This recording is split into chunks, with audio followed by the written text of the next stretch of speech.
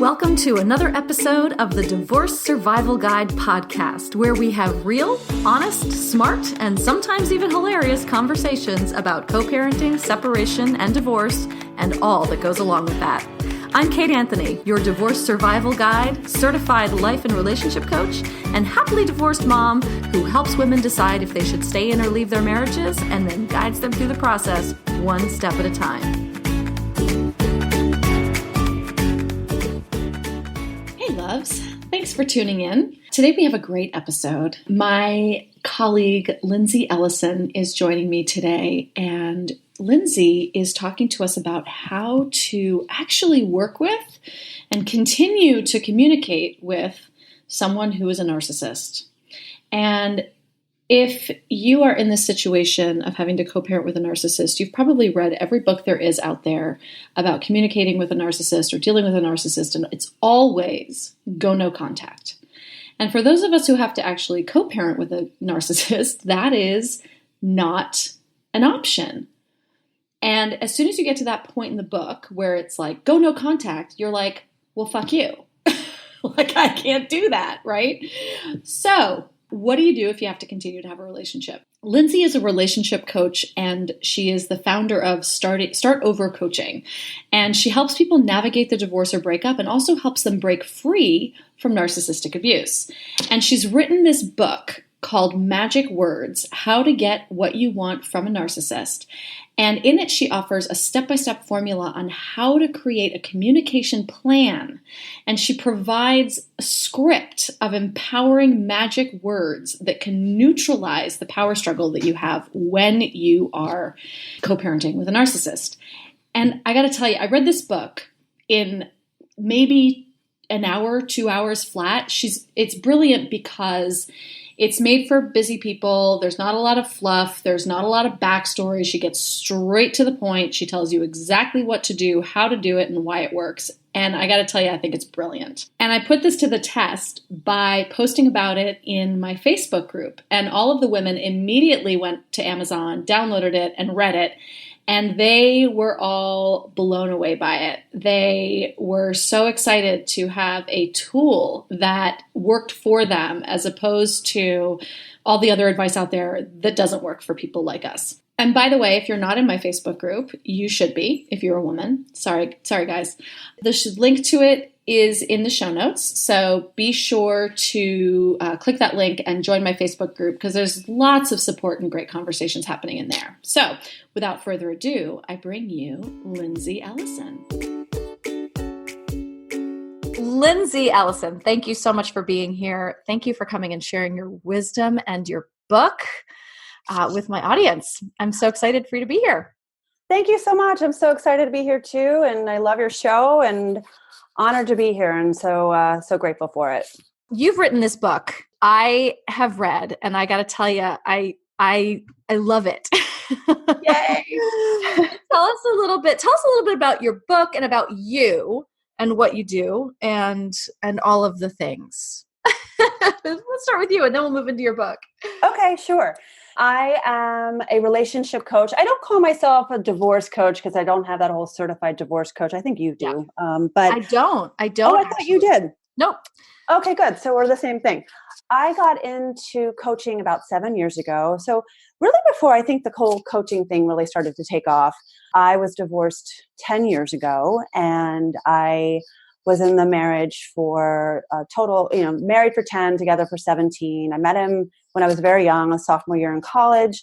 He was in college with me, and just had a very kind of difficult marriage. And, I was definitely married to a narcissist. I didn't know he was one until even after we were divorced. And it was really I just knew that I had to get out of the relationship. And we were together for so long, and my kids at the time were 4 and 7, and it was an incredibly difficult decision to make. But it was really Christmas Eve, I guess, 2009. Oh my God. So wait, I just have to pause for a second because we're literally divorced twins. Really? My marriage, Christmas Eve of 2008. we've been coaching for the same amount of time. We were both married to narcissists. Like everything you're saying, I'm like, is she me? Oh, that's so funny. It's so Hilarious. funny. Yeah. And I've heard your shows because you've talked about it. I'm like, oh my God, this sounds just like my story as well. But yeah, so it was really Christmas Eve. Like one day I just snapped. I was just done. I mean, it was really all about like, he was yelling at me for buying too many Christmas gifts for our children. And I just snapped. I just said, that's it. I'm done. And this time next year, I'm not going to do another Christmas and deal with this year after year after year. And so we really didn't split up until the spring. So I think we were together for, 6 long months of, dealing with the love bombing and the guilt. Oh my God, the guilt that I had and the accusations that I was cheating and I wasn't. And it was just it really felt as though I was breaking out of prison. And I remember just no one got it. No one understood. I had my parents, thinking I was crazy.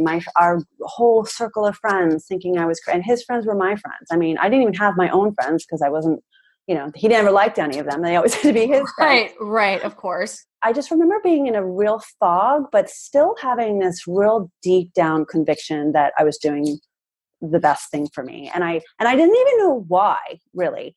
And it really wasn't until I got out of, I was on my own. I had to move out and just that whole like getting out and finding my own place and what to do with the money and all of that. Like no one was guiding me at all. I mean, the therapists were really restricted in what they could tell me. Yes. The lawyer didn't care. And I remember thinking, when I survive this, when I get out, I'm going to tell my story and I'm going to help people. And I didn't know how that was going to be at all. And then it really wasn't until kind of 6 or 8 months out, I met someone. I met a guy and I completely fell in love with him. And he destroyed me. He completely broke my heart. We weren't together for very long. I'd say for just 6 months. But that relationship and the reflection of my entire past being like thrown at me in such strong force made me realize that, oh my God, I'm a narcissist magnet. Yeah. And my one therapist who I'd been seeing, which was so crazy because I'd been seeing him for so long. He'd seen my whole marriage fall apart. Never mentioned the narcissist word ever. Yeah. And it really wasn't until this other guy came along. He's like, oh my God, he's a full-blown narcissist. And I said, what the hell does that mean? Right. And I rushed over to the bookstore and found one book on it at the time, just one. Yeah. Now there are many. And that was kind of the beginning of it all. And I remember thinking that the information that was out there at the time was really shallow. And I also needed to figure out how to heal from this and how to get my shit together, basically. Right. And so I really did a lot of work. And you see my book at the end where I really blended kind of the clinical aspect of narcissism and codependency and understanding what that truly is, as well as the spiritual aspect of things and just self-love and who am I and all of that stuff and gaining back. Really, you have to get a new identity because your identity becomes their identity because that's the way they brainwash you into thinking as such. I've 50-50 custody with my kids. They're now teenagers. And so I've been divorced for a while. I've been doing this for a while. And then nothing he says bothers me anymore. But I remember, that first 1 to 3 years was very hard to navigate a conversation with him without me getting sucked into his, what I call the narcissistic vortex. Yeah. And just really through a lot of workshops and trainings and events that I attended myself from just learning it, I was able to articulate my own voice to help people. And so it really started off with me just writing. And I started just being a contributor to HuffPost Divorce when they were just newly started. So the timing was really good. And then my articles, a lot of them went viral. And people wrote me and said, oh my God, it's like you were speaking like me. And so that's how I got into coaching. And so I've been doing this for a while. And but I'd say the majority of people that come to me are those, in the midst of it, trying to figure it out. But also just that kind of that 1 to 3 years, I call it the crunchy time, where you're trying to co-parent and figure out like how to navigate this whole conversation with them because they're still in your life. Right. But you can't cut them out completely. Yeah. That's the thing is that so many, almost everything you read about narcissists and breaking up with them is about going no contact. Yes. I was just about to say that. When you have kids, like you don't have that choice. Right. I mean, I guess you sort of can, but it just, I mean, it makes everything so much more difficult. So we have to walk this very, very gray, tight rope, right? Like exactly. And it makes it so much more difficult. Yeah. And then, I think this no contact messaging that we get is confusing because we have to have contact. So then typically we build the ultimate wall, the border wall around our soul. And then we look at the narcissist or the person we're trying to co-parent with as an enemy, or where we don't know how to manage our own emotions around every time they text or email us. So what I typically found is that every time their name pops up on your phone, it's a trigger, and it sends you back 7 years. It sends you back to where you were when you were feeling really weak. And so I would always hear like, I was having a great day. And then he kept blowing up my phone, asking for X, Y, and Z. And now I'm a complete mess. And Lindsey, what do I do? And so really early on, I had already kind of just based on my own personal experiences, I was already telling people this formulaic approach that I really wrote the book about, which was keeping the entire engagement as a business deal, as a business transaction. Every time you are in an engagement with them, it's a business transaction of some sort. And everyone says to me, well, that's great, Lindsey, but how do I do that? Because I hate him, or he's pissing me off so much, or he's hurting the children, or he's hurting, maybe not so much physically, but just, damaging them in some way. So how do I have a conversation that's using persuasive words? So that's really how it got started. And I can go into talking about the book. Do you tell me? Yes, absolutely. Absolutely. I love that the idea that you say, this is the quote from the book. So I wrote it down. Okay, good. When dealing with a narcissist, every encounter must be thought of as a business deal. And I was like, boom, because it takes all of the emotion out of it, right? We're constantly, whenever we're in dialogue, whenever we put ourselves in the position or in the situation or in the mindset of dialoguing with a narcissist, we're already lost, right? This is not, if we have any emotions attached to it, if we are trying to reason with them, if we're trying to get them to just understand, none of it, then they're winning. We are already lost. Exactly. That's exactly right. And when you are, let's just say, and especially if it's involving your children, that's already just right there. It's emotional because you love them and you're going to do anything for them. So how do you strike that balance between making it a business deal, but it's about your kids, which they aren't business, they're my children. How do you go about doing that? And really, I think that first chapter is called CEO of Your Life. And you really have to just that alone, and thinking of you as the captain of your ship, the CEO of your life, you are in charge. They aren't. And just that slight shift in looking at yourself in a different lens and looking at them in a different lens is already empowering before you even get to choose the words and do all the other stuff. Exactly. Already that's empowering. It is. And it's a really radical mindset shift. I mean, it's really radical. So I don't want to sort of gloss over that this is something simple, that like, all you have to do is think of it this way. It's like, no. Like it's a completely radical shift in thinking, but it's one that will literally change everything. Yeah. And so my background prior to coaching, I was always in marketing and advertising. That's what I've been doing from day one. I've always been in an ad agency environment, very creative. And what we do when we first take on a client, even pitching a client, when we're trying to get their business, the very first thing we do is look at the buyer persona, and we create a persona. And that requires us to do a lot of research. We'll do qualitative research, quantitative, focus groups, surveys. We are trying to get inside the mind of this buyer. And ultimately, by getting inside the buyer's mind is we know what ticks. We know what their fears are. We know what might be their insecurities. We know what is going to trigger them to buy. I mean, that is advertising. It's the art of persuasion, right? Yep, absolutely. And what's so brilliant about this is that I might be saying this too soon, but I'm going to say it anyway, is that when you're dealing with a narcissist, they are not trying to come to an agreement with you. They are trying to win a game.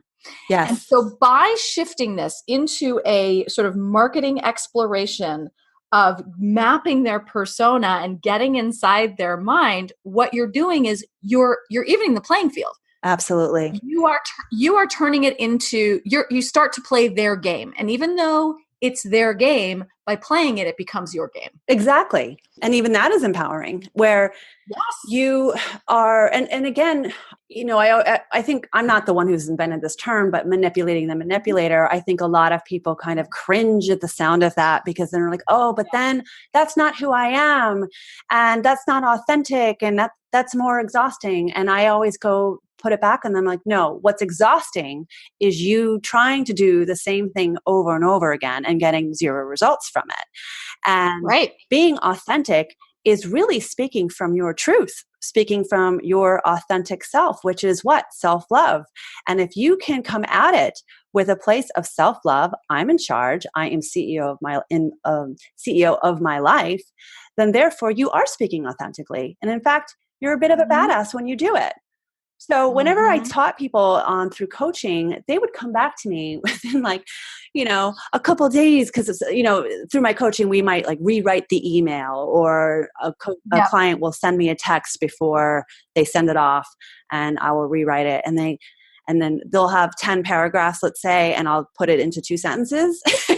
Right. And they're like, that's it? That's all I have to do? I'm like, yes, that's all you have to do. That's all you have to do. Exactly. And once you get the hang of it, it's really, nothing will faze you. I mean, it really, and these magic words and phrases that I give, it will start to become a part of your vocabulary where you're not going to even need the book after that. Yes. Yeah, well, they will first. Well, I'm just saying, you'll just get such the hang of it. You'll have memorized it. So it just occurred to me that we're talking about your book, but we haven't named it. What is your book called? Oh, right. It's Magic Words, How to Get What You Want from a Narcissist. Yeah. Pretty simple. Pretty awesome. And magic is an acronym, right? So this isn't like fairy dust and namaste and, thoughts and prayers. This is actually a roadmap. Exactly. Yes. It's exactly it. It's the form. It's what I call the formula. It's the magic formula. And so M, we kind of just talked about it really briefly, but M is the first step, which is mapping their persona. Mm-hmm. So I give you a lot of question and answers, kind of a question and answer type format that you're going to do on your own, whether it's in your journal, or I'm going to be actually putting a digital version on my website soon so that you can just download. Mm-hmm. But but through that exercise, I give you a fictional scenario using this guy, Bill the Narcissist, to help answer the questions, to help guide you through that mapping their persona. But it's everything about getting inside their head. What was their relationship like with their mother? What was their relationship like with their father? Mm-hmm. What was their childhood like? Mm-hmm. What makes them tick? What scares them? And then that A is now going and building off of the first step of mapping their persona. It's taking that information that you just wrote down, and now you're going to assess their fears and insecurities. So I give you a list of questions there on how to do that. And then from there, you're going to come up with, let's say, anywhere from 7 to 15 fears and insecurities that you're going to say over and over again through all of these questions. And then I'm going to ask you to tally them of what the number of times you mention that. So for instance, he fears of being weak, or he's insecure about money and not making enough money. So I'll have you tally, and then I'm going to get you to pick the top 3. And then from there, you're going to now have this vital information, which is so awesome, because if you've been married to this person, you have this data. You know this man so intimately, so deeply, or woman, depending on, right? Right. You address, you do have a thing in the book that addresses that this book is written as if, as if the narcissist is the man, but that is not always the case. And we are talking about it in that way, because I think we're both women who were married to them. But yeah, exactly. But yeah, and you know them, you have all of this information. It's data. It's data. It is. It's data. And that's what I love to say when you really think of it as data. So I think, what people refer to as data is trauma. And I don't like that word, because it puts you in this victim mindset. So yeah, it was traumatic. Okay, but it's not traumatic anymore. It doesn't have to be. So take trauma and translate it over to data. And you have all this information on him all these years. So now use it to your advantage. And once you've done that, you then, where we go to the G part, is through every engagement. I think this is the biggest mistake people make, is through every engagement. I don't care if it's through the smallest text. Before you hit reply, before you answer the phone, you have to ask yourself, what is my goal with this engagement? And the thing that's brilliant about this step is that when you're dealing with a narcissist, you are always playing defense unless you are strategically and consciously and intentionally playing offense. And what that question, what is your goal? It puts you on, it gives you back control. Yeah. Of the, right. It has you be the one playing the game. Right. And when you answer that question, it'd be great if you were to even write it down in a journal before you even do it, because you can really get honest. It's so funny, because just earlier today, I was on a coaching call with a client of mine. It's a man. And he had, in preparation for the phone call, he emailed me the email he had sent to his ex-wife. And I just rolled my eyes. I'm like, oh God, did you hit send on that? And he said, yeah. And I said, oh gosh. And it was, he was basically talking co-parenting stuff, like shuffling the kids around. And then every so often he was making digs at her, because he's very, very angry. Yeah. And I said, so I wrote him back and I said, what was your goal with this engagement? And he actually was really honest. He listed 5, and he said, one is to, communicate with her about whatever, vacation, spring break, and all that stuff. But then a couple other things was, I want to hurt her. Yeah. I want her to feel guilty because she cheated on him and she doesn't seem to care. Right. I want her to feel guilty, and I want her to be jealous of me. And I thought, well, at least you were honest. Right, exactly. Yeah. Except that, she's probably not going to feel any of those things. I actually replied back and put my comments in red. I'm like, she doesn't care. She doesn't care. She doesn't care, and maybe she'll care about that one, but the rest she won't care about. She doesn't care if you have your life together. And I said, the more you are trying to, quote, injure them and hurt them, they're sitting over there laughing at you.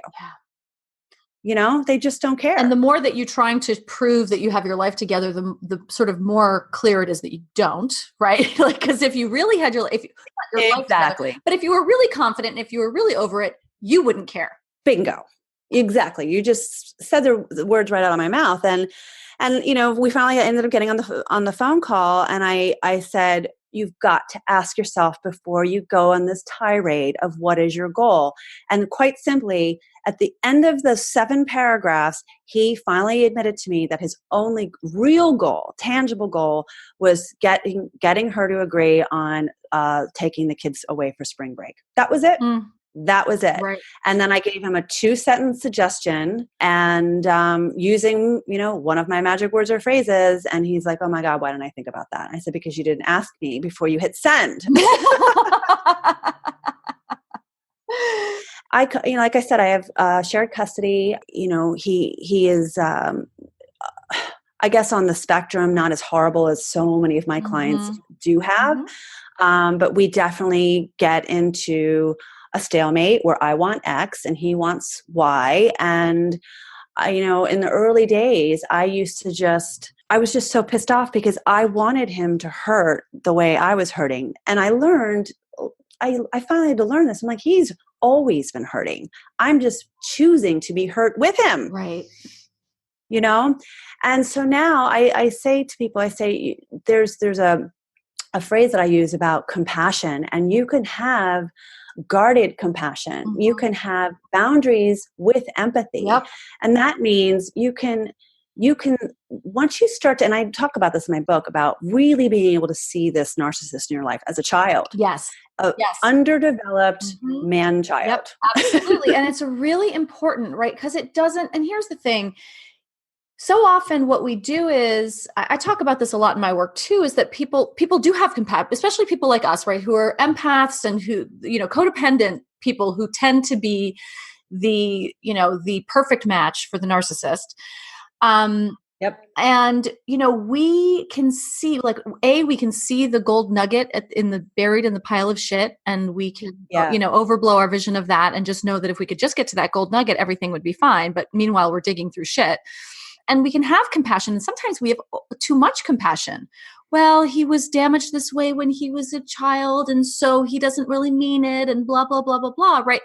And then we put our own feelings aside in favor of that, right? We allow ourselves to be trampled because, well, he's only doing it because, and he doesn't mean it. And, eventually we get to the point where I tell my clients that you can have compassion for that without co-signing it, without making yourself a victim of it, right? Yes, and you can use that assessing their fears and insecurities when you go through that step and you really see, I love this exercise probably most out of the entire book of just getting you to think about where he came from, the origins of this narcissism. Yeah. Because clinically, right, clinical professionals who talk about codependency and narcissism, we came from the same parents. It's so true. It's just that it was at the chromosomal split, something like we went one way. No, it's exactly. It's like at the road less traveled, which, you're at a fork in a road and there's the codependency path and then there's the narcissism path, but we're both struggling from the same pain. Which is why we were attracted to each other from the beginning, because it becomes this toxic magic, right? This toxic chemistry. Yep. It's the narcissistic wound. I mean, that's the thing, is to see them as they're wounding, which is so similar to ours. And this is what I really like about your book, is that this assessing their fears, right? Mapping their persona and assessing their fears is not about, this is not nefarious. This is not and now I'm going to use my knowledge as power and wield it against him. And, it's yes, but not in a nefarious way. Really, it's in service of your kids and getting shit done. Yeah. And no longer being wounded by that. Yeah. And it really is to inspire cooperation. And I think that word cooperation and narcissist sound, it's a paradox, right? I mean, how do you cooperate? But it's getting them to think as though that they've won, where they feel good, and you're you're kind of stopping them in their tracks and they don't even know you did it. Yes. It's kind of brilliant. So you assess their fears. And you set your goals. So the goal, we're at goals. Yeah. You identify your goal in every engagement that you have. And I'll give an example. It happened to me last week, with my ex, and I have two boys, 16 and 13. And my 13-year-old is a male version of me. I mean, he really is a lot like me. So he and his dad are often oil and water. And but he's getting very stressed out because his dad is he's a control freak. And that's one of the main reasons why I had to get out. He's controlling in a very abusive, bullying way. Yeah. He never gives you your space. And the more space that you try to get, he'll make sure you don't get it. And here he is, 13, almost 14. Really, what do teens want? They want independence, right? And he's doing the opposite of that. So he had done something and said something to my son, and my son had called me while he was over at his dad's house, and he was really upset. He never does that. He was I could tell the level of stress that was in his voice. And man, I mean, that mama bear I wanted to go over and like get a shotgun and like kill him. Yeah. Like, I mean, my ex, just because I was so angry. And I'm like, what is wrong with you? I mean, like, just think, I always say, the logical will never work with the illogical. Right. So here I am being logical, and he's not logical, although he thinks he is. So the old me, right, like post-divorce me, would have said something and texted him something really nasty and made a lot of threats and a lot of injury. Like, this is how you were when we were married. And remember, but I knew not to do that because that doesn't work. So I actually used one of my words, which was, I came off as very compassionate, like identifying that the two of them are having conflict. That's not a secret. It's obvious. And I said something like, you seem stressed. What can I do to help? Yeah. And that's one of my magic words in the book is, you seem stressed. What can I do? Yep. So basically that's code for, you're being an asshole. Right. Stop it. Right. But you're not saying that because that would be combative. Right. And they love it when you're combative because then they feel like, oh, she's in my arena. Now we get to fight. But they also really love it when you are compassionate and kind, and sort of feels to them like you're kind of up their ass. Oh yeah. Right. So like, you seem stressed. What can I do to help? To us, it's a strategy. To them, it's adulation, and they want it. Yes. And so many narcissists have mother issues. I mean, they really do. It's not even like a cliche. I mean, they really just didn't get the type of unconditional mothering that they needed. So, which is why we came into their lives. And because we're such empaths and we love to mother, they're like, yay, I found a new mom. And you're like, awesome. And then you fall for it. Right. So by saying these kind of nurturing phrases, it's making them feel like it's allowing them to be a little vulnerable, right? And where you're like, I've got this, I can take care of this. What can I do to help? And I remember, I mean, he then said something like, yeah, it's been really awful. And so what did he do? He turned into victim. Classic move. I know him so well. I mean, I really do.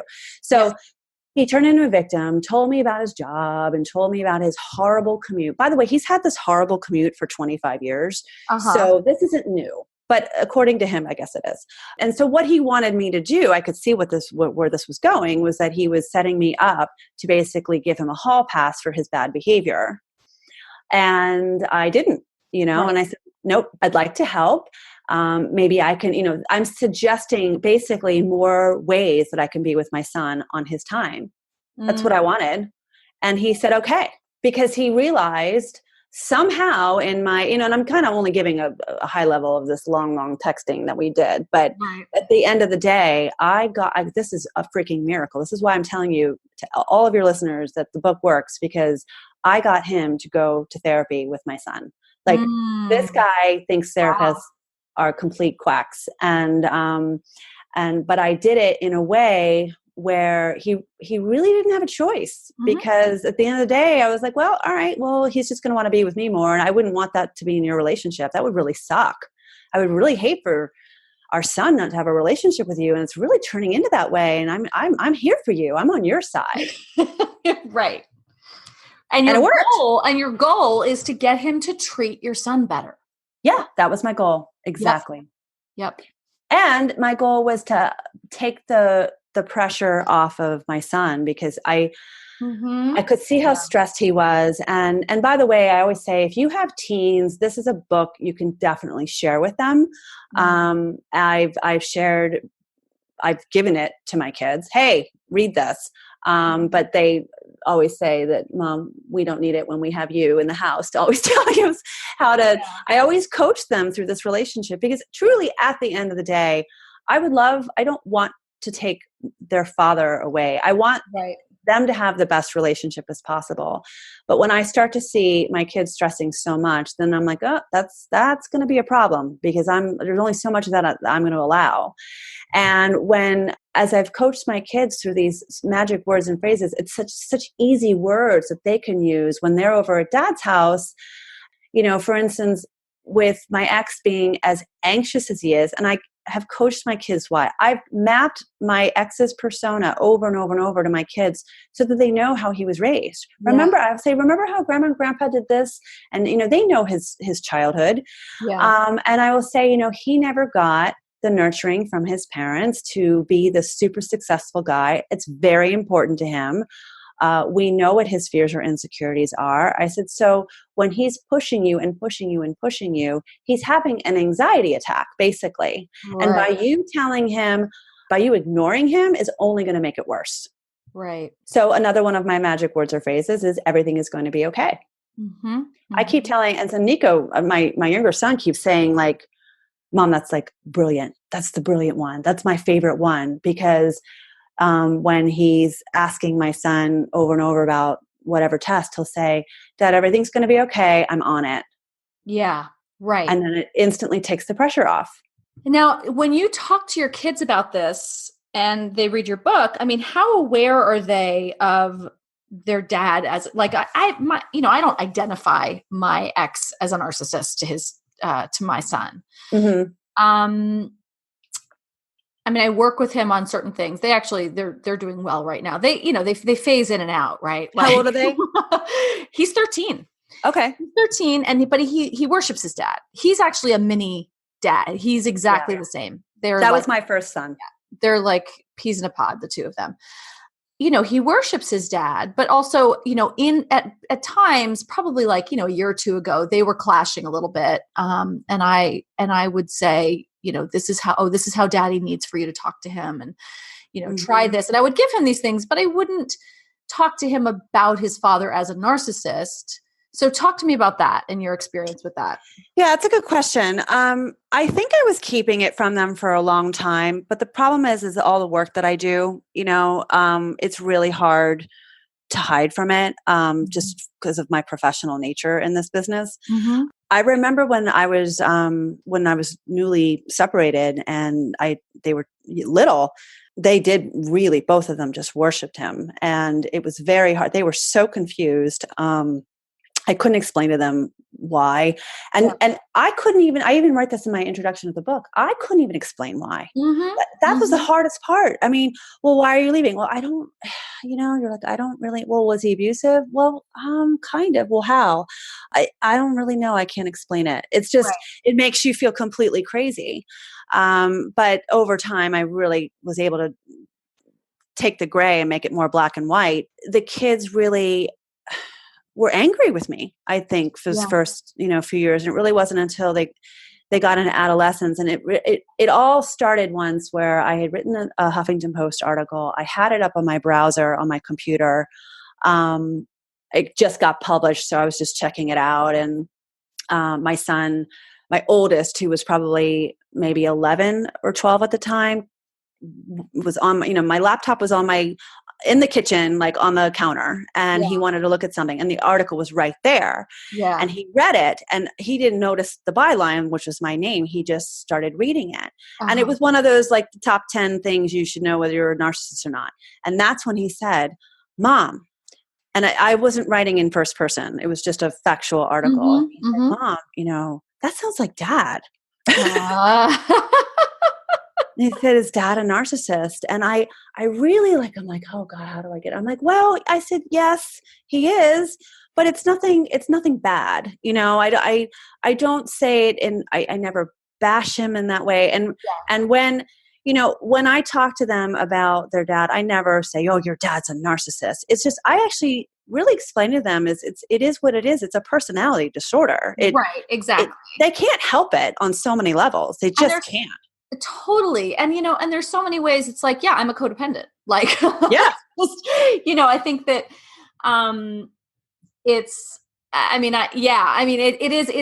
feels different, but ultimately at the end of the day, when you there's a spectrum, by the way, too, right? I think we should be really clear that when we talk about narcissism, there is a spectrum. There is just basic, narcissist. And then there's narcissistic personality disorder on the other end of the spectrum and malignant narcissism. And that's a whole other sort of ball game, really. Yeah. I always say it's a spectrum disorder, and there's a sliding scale, and you can read some books and find out where they are exactly on the scale. But at the end of the day, it doesn't really matter because it's all relative to your experience with that particular person.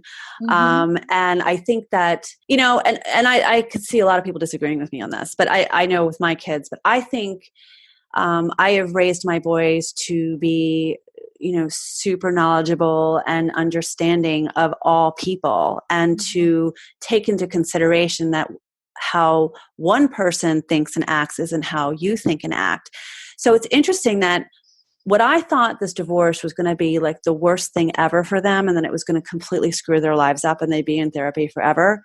It has really helped give us a lot of conversations. And I'll sometimes say, especially to my 13-year-old, I'm like, babe, I am so sorry you have to deal with this. It's not something the average 13-year-old should have to deal with, but it's the way the cards are dealt, and we got to deal with it.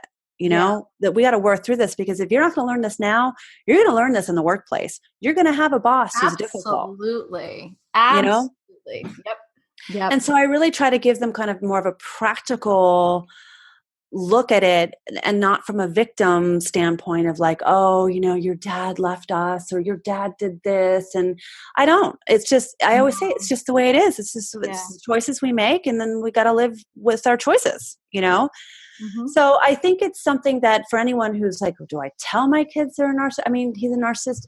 I think it's really up to you. You can use that word or not, but definitely as your kids get older and you see them struggling with this particular parent, I think it's best to explain to them, like, this is okay. Now you're starting to see it, Right.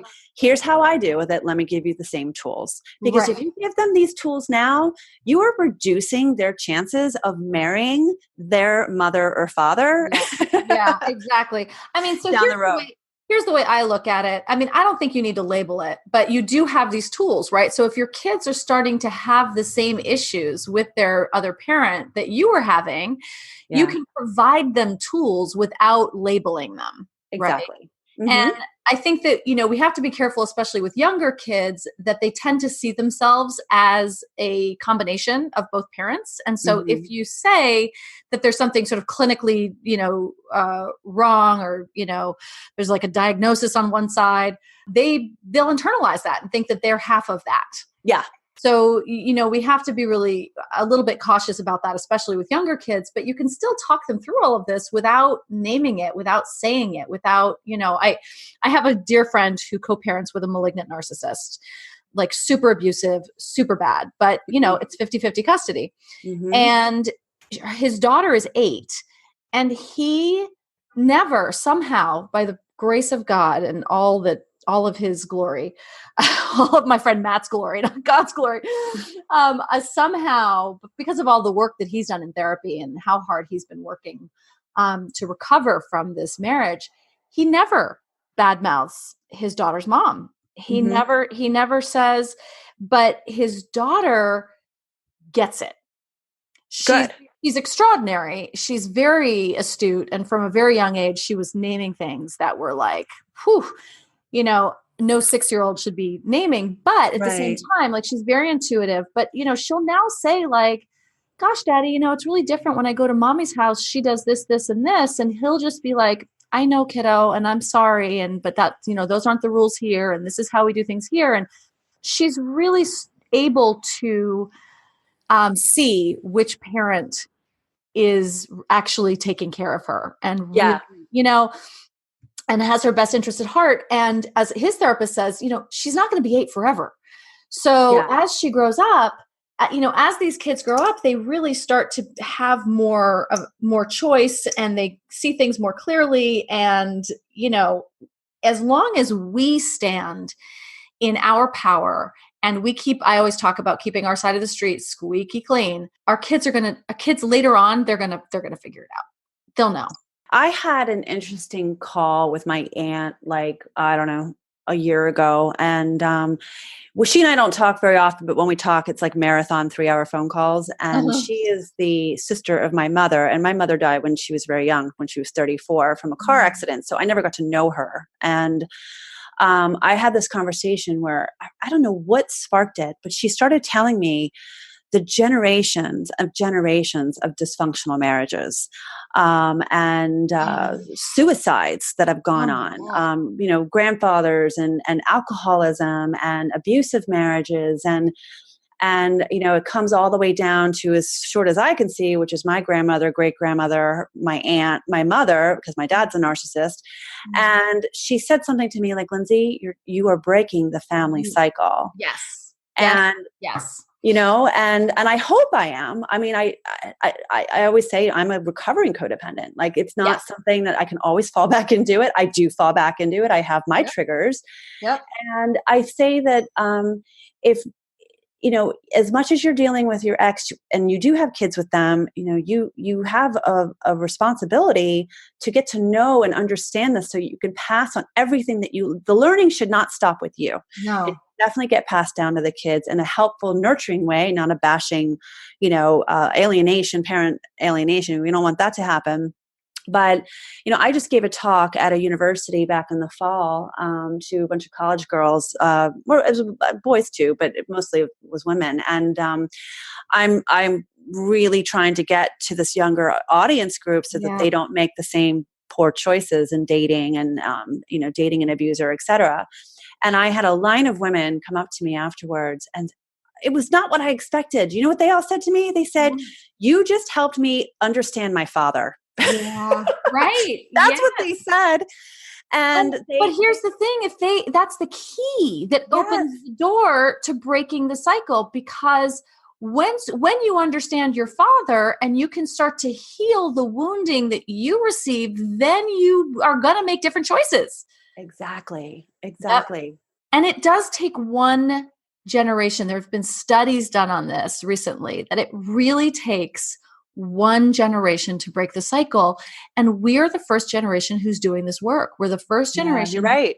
really, really doing it. And we can stop this shit in its tracks for our own lineage. Yes, exactly. And I'm just, and that's why I think whether you choose to hand a book over to your kids or just give them like as if they're still my ideas as if they're your own. I'm okay with that. Yeah. You say, hey, here's a phrase that you could use with your dad. And then they'd be like, oh, Mom, that's really interesting. You could do it that way. But as long as you keep teaching them tools to empower them and have magic words of influence, you could be helping them through their jobs. You could be helping them through their boyfriend-girlfriend relationships as they get older. And that, I think, is over time how we do stop it. Yes. It really is. I want to just, so MAGIC is an acronym, right? We map the persona, assess their fears, set insecurities, mm-hmm. Set goals, and then identify words. So we sort of talked a little bit about that. Can you sort of give a little overview about the identification of words?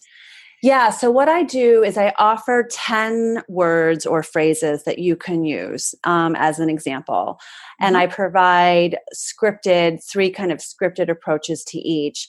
One that's relative to my fictional scenario with Bill the narcissist, but then I give 2 others that might just be applicable to your situation. Mm-hmm. And then before each word, I talk a little bit about how you can use them.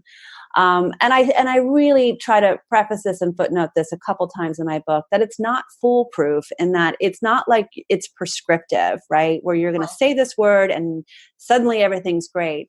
It's a 2-pronged approach. One, by you thinking and using these words is already changing your energy right away, right? It's changing putting a totally different lens on. It's like taking off your old glasses and putting on a new and looking at the problem differently. Yes. But then the other thing too is by using the words, whether you get exactly what it is that you want, what it's doing, it's neutralizing the power struggle.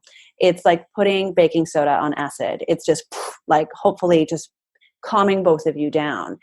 And when you are dealing with someone who's high conflict, a narcissist, or whatever name we want to put them or call them, is that these people can't have adult conversations. So I use actually an example. I don't know if you remember this, but I say, if your child is asking you to have a candy bar right before dinner, and you say, no, we're about to have dinner, and then they have a temper tantrum, do you start to rationalize and explain why? No, because they don't get it. Do you start calling your child names? No, because that would not be productive. No, what you end up doing is you redirect them, or you're going to use certain words or phrases that that is going to work on their personality.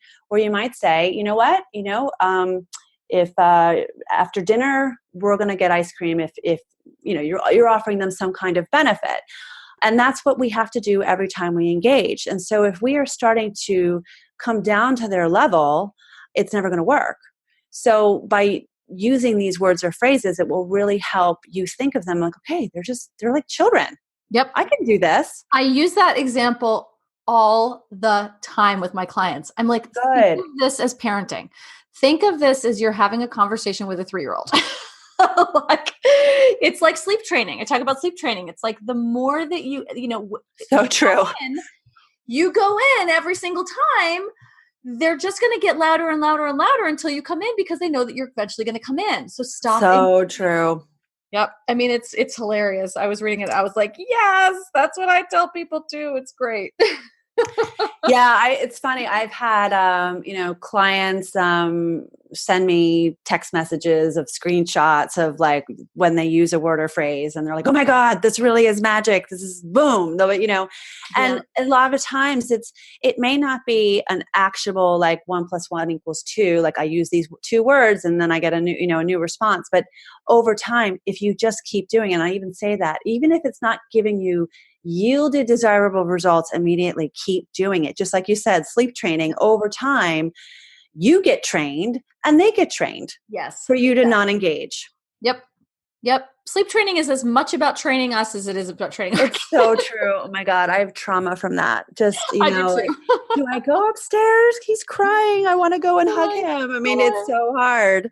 So hard. Oh my gosh. So, and then the last part is communication. Yeah. So that's basically kind of the final chapter that just puts it all together. How do you do it? Yeah. And really giving you kind of that, it's like me pushing you off the ledge and going, you can do this, and to, where I hope to manage your expectations, and that it may not yield positive results instantly, although sometimes it does. I mean, I'm always amazed when I do it. It really depends on the scenario. I think this too can be really helpful if you're in the process of a divorce. You can really, one of endorsements on my back of my book is from a divorce lawyer. I mean, he gives this book to his clients because it helps. If you were to fill out all this information of their persona, their fears and insecurities, and you give this to your lawyer, like, here's the homework I did. They're like, oh my God, I love you. Right. Yes. Because you're giving them data that they don't have on this person. Yep. 100%. So you can so then it's going back, and then every time you have an engagement, you go back to your mapping their persona. You go to, you look at your list. And I often suggest if you're going to write this down, take a screenshot of it, put it on your phone so you have it as a photo in your photo library or in your notes section of your mobile phone. I have this book that is small enough and the size of it where you could fit it into your purse, your glove compartment. Keep this handy with you because it's really going to help you. It's like your lifeline for a while until you learn a new pattern. And it's really brilliant. I think one of my favorite things about this book is that it is short and it is concise and it is not full of, fluff or, when we're at this place, just fucking tell me what to do. Oh my God, right? Just fucking tell me what to do. And the book is short enough that I read it in, a morning. Like, You can just get through it. And I highly, highly, highly recommend it to everybody. It's on Amazon. It will be linked in the show notes, obviously. Thank you so much. Yeah. Thank you. I'm really excited about it. And writing a book is really hard because you're like, I never have time to do it. And I think, yep. And it's in my head. And then I always have this thing of like, the more I write means I'm not making money, right? Because I'm like, I can't take on clients. So it's like, or Yep. you do take on clients and then you have no weekends. And you can't write the book. And then you can't write the book. And that was probably an excuse that I've told myself over the past 5 years, because I had this book and another book in mind. And I was like, oh my God, I just can fucking write this book. And so I did it, and I'm so happy it's out there. It really is like giving birth. And it's I would never write something if I didn't know it wouldn't help people. And I know it will. So I really hope your listeners can take part in it. Absolutely. Yep. I am, like I told you, I'm already plugging it in my Facebook group and and on the podcast, because I think it's really worth it. Awesome. Absolutely. Yeah. Well, Lindsey, thank you so much for coming on. I so appreciate it. And you're so welcome. Thank you for having me. Yeah. And thanks for the work that you do. I love collaborating. I love collaborating with women who are doing the same stuff and walking the same path. Yeah, no. And I actually have a podcast too. Now I haven't given any shows to it in over a year because of the book. Yeah. But if you guys want to check out my podcast at Start Over, Find Happiness, all I do is interview experts in it. And I loved it because it was my 1 hour out of the week where I could talk to other people other than me. Right. Because we all are here to help, and we all have our own unique voice, and we all will say something that will resonate, differently with other people. And that's why I also like to kind of collaborate as well. We're all here together to do the exact same thing, is to help people get past their shit. Absolutely. Amen, sister. Well, Lindsey, thank you so much. I so enjoyed this conversation, and I look forward to everyone reading your book. Well, thank you. Thanks, everyone. Thanks for listening to the Divorce Survival Guide podcast. You can find me over at kateanthony.com, and be sure to subscribe to this podcast on iTunes so you don't miss an episode. See you next time.